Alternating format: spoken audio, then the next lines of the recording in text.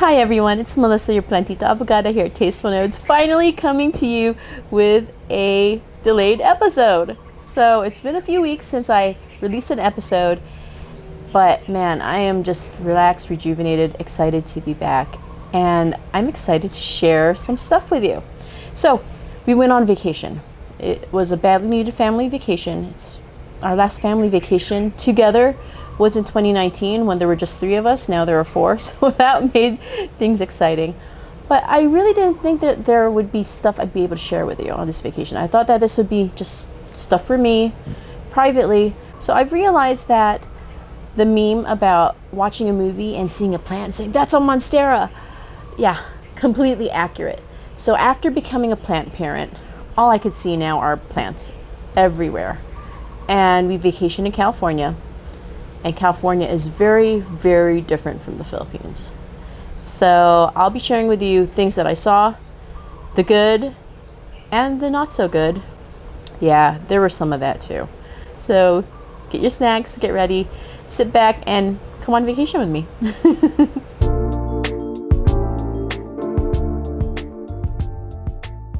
I have my handy dandy notes here because I tell you, the vacation went by in a blur. I thought it was going to be long. We were there for 16 days, but all in all, it was just go and then some more go. I'm not complaining. We had a lot of fun. We saw a lot of people, and you know, we reconnected in a way that we have not connected as a family yet. It was really nice to bond and share these experiences with each other. However, jumping in, let's go see my notes. Yeah, days 1 and 2. Not much to look at there, except this magnificent patch of, I guess, succulents, cacti and succulents that were growing on the street that we were staying. You know, we went out for necessities. We weren't expecting much, really. We were just like, okay, jet lag. Oh my goodness, we need to get diapers. We need to get milk. You know, the stuff that we don't want to carry on the trip with us. So went to Target, picked up some stuff. Target, right? So picked up some stuff, and on the way home I had to stop. I'm like, slow down. And I immediately turned on my camera, and that's what you're seeing here is this amazing patch of cacti and succulents, and I'm not sure what kind of cactus or cacti these are. Clearly they've been there for a while. You see some sun stress on them because of the coloring, but also the purple makes me wonder if it's a Sanarita, if it's an Apuntia Sanarita. But man, they were just so wonderful. And that was one of my favorite things on this trip, was driving home, because we would pass this patch almost each time we drove home. And I tell you, I had to resist jumping out of the car and hugging that big, huge agave. I mean, it was just so wide and it was so giant, and I've never seen one that big in my life. And mind you, I've lived in San Diego. I lived in San Diego for over a decade, but I've never seen an agave that big. So yeah, that was the highlight of days 1 and 2. So day 3 was a holiday. It was spent with loved ones. I'm not going to mention any names, but we visited this one loved one's home, and aside from the fact that it was just recently remodeled, the architecture is fantastic. The remodeling is fantastic. The garden in front, I mean, I understand California, lived there, right? So I understand that we have periods of drought in California. We have the occasional period of drought here in the Philippines. They say it's supposed to be the month of July. I don't see that. We've had rain every single night, so yeah. Whatever. We're getting rain every night in an area that is classified as a tropical savanna. So yeah, you go figure that out. However, in California, when I lived there were times when we would have droughts. And when we did have droughts in California, you weren't allowed to do things like wash your car, and you weren't allowed to water at certain times of the day, just because it was deemed more wasteful because of how hot it would be. It just wouldn't make any sense. So a lot of people actually took matters into their own hands. Instead of having the green lawns that, you know, you normally see in movies that all the houses have, you know, nice green lawn, nice, you know, green plants in front, bushes and stuff. That's great, but not in California, not in Southern California per se. So what this loved one did is they chose plants for their landscaping that were drought tolerant, so they aren't very thirsty plants. And I mean, it looked so good. And I'll share that video, that stuff with you right now with what they did. And so aside from the plants, you clearly have the mulching that helps retain some moisture, but you also have layers of rock that helps give it that decorative aspect to the landscaping, so it doesn't seem so bare. My friend Albert Howell-Tang despises brown, so when he sees some dirt or some brown spots, he must put something there. I can hear Albert in my head. But I understand, and that's exactly what my loved one did too. They put layers of stone, of rock, decorative rock, to cover these brown spots and make it seem, I guess, more cohesive, more polished, more finished. Gorgeous. I'll share a video right now. The only issue that my loved one had with their setup are hedgehogs. So hedgehogs, yeah, stuff that we don't see here in the Philippines. We don't have hedgehogs popping up out of the ground and, you know, like disrupting the root systems of our plants. So they had hedgehogs like coming up, popping up, destroying the pretty landscaping, and they were just irritated. And I didn't have any solutions to offer because it's not something I ever encountered, but it was definitely amusing to see. Oh, day 4. Day 4 was interesting. Day 4 was spent at Universal Studios Hollywood.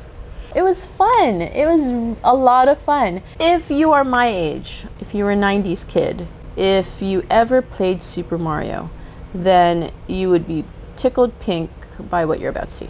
My entry for Universal Studios isn't like a real life plant, but it is something that a lot of us can relate to, plant-wise. It's funny to think of it that way. But Super Mario World was probably my first exposure to plants in popular culture. And I mean, if you played the game, you know that Mario is supposed to avoid those plants that come out of the pots, that bite you. He's supposed to avoid those mushrooms that are walking, things like of that nature. Now, guess what is at Universal Studios Hollywood? Yeah, it's Super Mario World or Super Nintendo World. I can't remember. I'll put the name at the bottom of the screen. And it was amazing. You walk through this tunnel that kind of reminds me of this one tunnel in Mario Kart. Once you get through that tunnel, it's Mario World. It's just amazing. And yeah, they have those giant plants that bite, and they have the mushrooms, the turtles, they have Bowser, they have the little Koopas, I can't remember what they're called. Princess Peach has her home there, Toadstool has his cafe, so there's something for everybody there. The little ones have a height requirement to ride the Bowser ride, but that's not a big deal. If you're there early enough, like we were, you can take advantage of the early pass. You can take the baby and go to the cafe. It's not normally super busy first thing in the morning, so you get to actually try out the food there and enjoy the interactive artwork that's there as well. It's pretty cool. Everything was fantastic, and that's my planned entry for that day. We went on the Transformers ride, which was fun. We went to see the Minions and Gru from Despicable Me. Gosh, what else did we do there? We did a lot of things, and it was fun. It was fun as long as it didn't get crowded. If you have someone in your party who's neurodivergent, I want to go ahead and take this opportunity to let you know that Universal Studios, this is not a sponsored post, but Universal Studios actually has a program that helps people who are neurodivergent. They give you a card where you can go up to any ride or attraction and get a time to come back if the ride is busy. If the ride is not busy, they have a line that you can go through so that person can actually just go through and avoid the long line, but enjoy the ride. You and I probably can stand in line and chat with our friends and laugh and hang out. However, for them, it's a little bit more overwhelming, and a lot of times it's not an enjoyable experience. So it's really nice that Universal has that program for them. Headphones are also available at guest services for the neurodivergent person in your party in case they are also overwhelmed by sound. Now let's move on to our next day. So days 5 through 8. Yeah, we have a little chunk of time here. Days 5 through 8 were spent in Carmel by the sea, norther than Los Angeles and San Diego. Now it was my first time there, and it was so unexpected. Being a SoCal girl, I'll tell you, it doesn't get that cold. So I was not prepared. I wasn't dressed properly, and we had to go shopping for clothes because it was cold. Luckily for us, there were some places to shop in Carmel, which, oh man, it was so charming. They have these small streets that are totally walkable. So if you have people who like to walk, who are elderly, this is a good one because the street blocks aren't that big. So it's walkable for them if they want to enjoy the views too. If you have children with you and are in strollers, the sidewalks are great. They're tiled or pebbled. I can't remember what they're called, but I'll share you a picture or a video with you. So it's doable. It's something that can be enjoyed by everyone in the family. The food is excellent there. The weather, oh man, it was cold. I think it was in the 50s and 60s. Coming from the Philippines, where it's easily high 80s to high 90s, it was rough. It was so rough. My skin started peeling. It started getting chapped, and I'm like, what is this? It's California. I lived in Ohio before, and it was just a little bit of a shock to experience some Ohio weather in California. But, okay, I'm getting off track here. The plants, the scenery, everything was completely different from Southern California. So if Southern California landscaping is dominated by the palms, the cycads, the agaves, the cacti, the succulents, NorCal, their scenery was a little different. A lot more trees, really, really tall trees that I don't think I've ever seen trees that tall before. It was just fantastic. Yeah. So the word tree hugger, that was me. I mean, it was just so much fun to see trees that big that I actually, may have hugged a couple of trees there. We saw some huge begonias, bananas at the place we were staying. There were bananas that were growing in that cold temperature, and it blew my mind. Yeah, there were cycads growing in that cold temperature. So they're capable of growing under those conditions. But I'm guessing that unlike here in the Philippines, where our watering has to be more often, over there it probably isn't, just because of how cold it gets and how the ground doesn't dry up fast. We did visit a nearby nursery to the place we were staying at, just so that we could see what kind of plants are in the area. They did have the tropical ornamentals near the cash register inside, yeah. So that's where those were.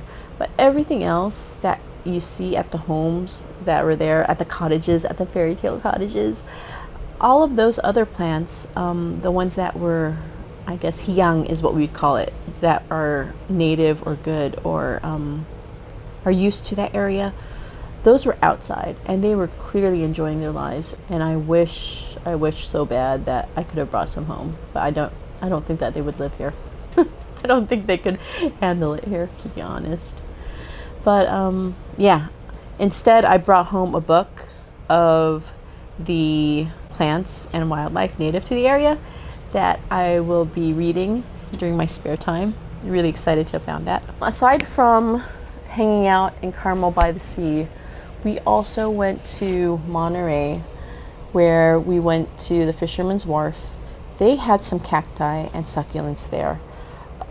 They had, I guess, it was possibly cold stress, just because it was freezing there too, and temperature there is something else. But that's definitely something that we noticed that was different from Carmel by the Sea, where Carmel by the Sea was a lot more trees and begonias and the like, bushes. Monterey was, interestingly enough, more cacti than, at least the Fisherman's Wharf area, was more cacti than trees, than tall trees and forests. On day 9, we did nothing. We passed by our favorite cacti patch on the way home from Carmel, and we packed and replenished supplies and relaxed and did laundry, and that was it. It was nice. It was welcome, because day 10 and 11 we were on the go again. Day 10 was spent at Disneyland, and day 11 was spent at California Adventure, right next door. And man, yeah. So what we did is we rented a hotel near both. It was within walking distance. I believe it was just maybe 7 minutes walking distance, but very, very close. And that was super convenient for us because we spent all day at Disneyland. We left the hotel before it opened, and we probably went home around 6 or 7 p.m. It was wild. The iconic Disneyland entrance with all of its plants, just gorgeous, needed to be pointed out for those who haven't visited or seen it before. Just superb. And if we're going to compare Disneyland landscaping to Universal landscaping, hands down, Disneyland has the better landscaping. Sorry, Universal. The landscaping at Disneyland, they had huge plants everywhere. And some of these were succulents that I've never seen, not even here in the Philippines. And we have a lot of succulent collectors. So yeah, that was quite interesting too. So Disneyland was great for plant spotting. As far as the rides, Disneyland was also hands down the best of the three, in my opinion. Kids were able to ride rides together. There were a lot of rides that were available where the baby could ride along with the rest of the family, so no one was left behind. They also had that program where if you had someone who was neurodivergent, you could go ahead and reserve ride times. However, what Disneyland has above Universal, and something that I would definitely encourage someone to do, is that Disneyland has an app. Hello, Melissa. There we go. In Disneyland's app, there are a lot of other places you could be at while you're reserving that ride time, which was really, really helpful for us. So Disneyland, absolutely would recommend. Disneyland California is a little bit more complicated in terms of reserving tickets compared to Disneyland Hong Kong. Super easy. Our stay there was great also. And I'll probably write a blog post about that when I finally have the website up. But it's super easy in Hong Kong. It's also super small and not as many people visiting as I'm assuming that visit Disneyland in Anaheim. As far as California Adventure is concerned, once you get that pass that I mentioned on your phone, that app. So what happens is if you tell the cast member that you're going to be in the park a second day or over a week, whatever it may be in your situation, they'll keep that part of the app active for you. And you just need to restart your phone once you re-enter the park. California Adventure is kind of bare compared to Disneyland. A lot of hot areas. And by the time we went to Disneyland and California Adventure, it was a super hot day. The super hot days. So this tan that I have right now, this is Disneyland and California Adventure tan. It was great. It was a fun time. They have San Francisco there from Big Hero 6.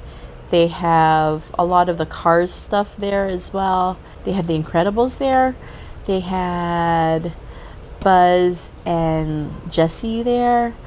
And they had this really crazy roller coaster that my older son wanted to ride, but he couldn't because he was below the height limit, and he was pretty mad about that because it was just during this trip that we discovered to our surprise and to my husband's stress, is that our older son actually likes thrill rides. So he loves roller coasters, he loves drop rides, and oh, that was so rough on my husband. There is a drop ride at California Adventure where it's the Guardians of the Galaxy Breakout. Just to give you an idea of what it is, it's you go through this museum, right? And you go floor by floor, and when you get to the top, the doors open, and then everybody drops. And my husband realized too late by the time they got up what kind of ride it was. And our little 5-year-old son was just thrilled. He was just excited for the drop, and he was excited about the roller coasters. So if you got a roller coaster loving kid in your family, definitely would recommend California Adventure. That park is a little bit more geared towards the more adventurous type of rider, as well as to older riders, so not so much babies. Something to keep in mind. A lot of California Adventure tends to complement, I guess, the Grand Californian, which is the Disneyland hotel that's connected to the park. And a lot of it is Northern California feel. So again, maybe Carmel, Monterey, that thing where they have those big tall trees and those forests. Yeah, that was the feel of California Adventure, even though it was a little bare. I don't understand how to explain it, but yeah. It was a great time had by all, though. Okay, so day 12. Oh man. A day of rest and recuperation because we badly, badly needed it. From this point, maybe we were on the go, seeing people, hanging out with people, going places. It was just on the go. So day 12 was another day of rest and recuperation because days 13 through 15, we were in San Diego, California. And it was nice. It was a weird kind of homecoming for me, but it was really nice to see loved ones that I hadn't seen in close to 7 years.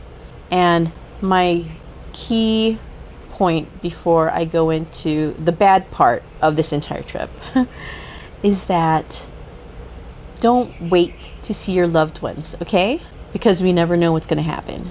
I always thought that, okay, I'll see them next year or I'll see them in a few months. That's how it always came up. We'll see each other next year. We'll have a get together. We'll have a reunion. Well, the pandemic happened and kind of robbed everybody of a couple of years, a few years for some of us. And that's being generous. Some of the people we know actually lost everything. Don't take for granted the time that we're given. So see your loved ones, get your hugs in, just enjoy each other's company because we don't know what tomorrow holds. And with that, I'm going to stop being so depressing and dramatic. And I'm going to talk about, it's not so bad. It's just irritating. I didn't get to visit many plant places, and there was this one Facebook seller that I really, really wanted to visit in San Diego. He has such a fantastic collection of begonias and succulents, and it just didn't happen. But I visited our local Home Depot store because why not? I needed to pick up some tape, packing tape, because we would be heading home soon. Oh, because we were also shopping in the area. There was an Old Navy nearby. So we went to Home Depot, snuck a peek at the garden center, and it's a little bit different from the garden center in Carmel, which had plants that were hyang or native to the area, or that would do well in the area. In this area, there were a lot more succulents, a lot of the icebox type plants, succulents, aloes, but there were also a lot of fruit trees. So there were lemons, there were orange trees, there were caladiums. I saw caladiums there. And then inside they had their ornamental tropicals. And this is the part that irritated the heck out of me. If you're going to sell a plant, don't be selling them with these bogus tags.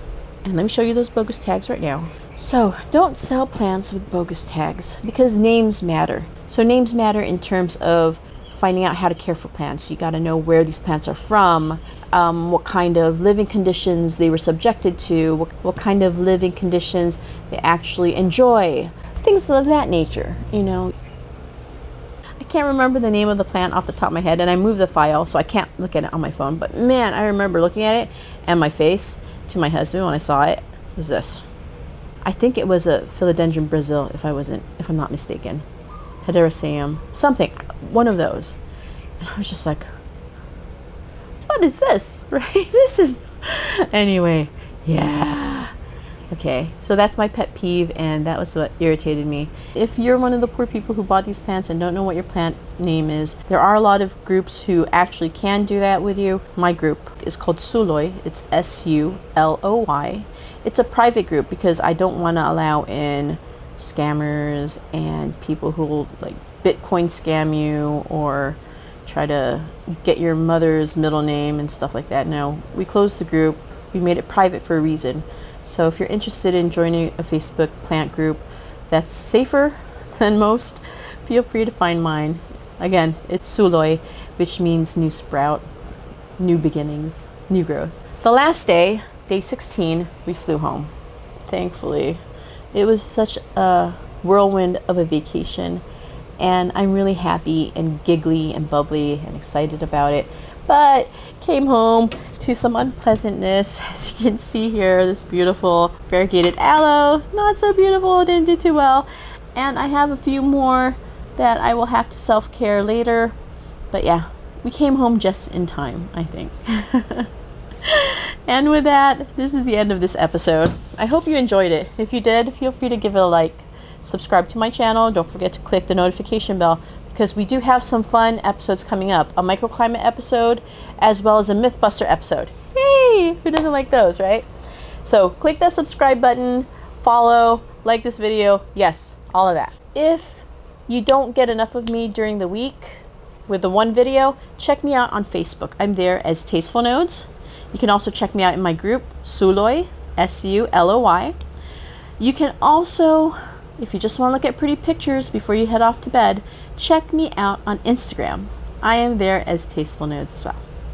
Okay guys, sorry for being a stranger and for not keeping in touch, but I am back better and I hope you guys are all well too.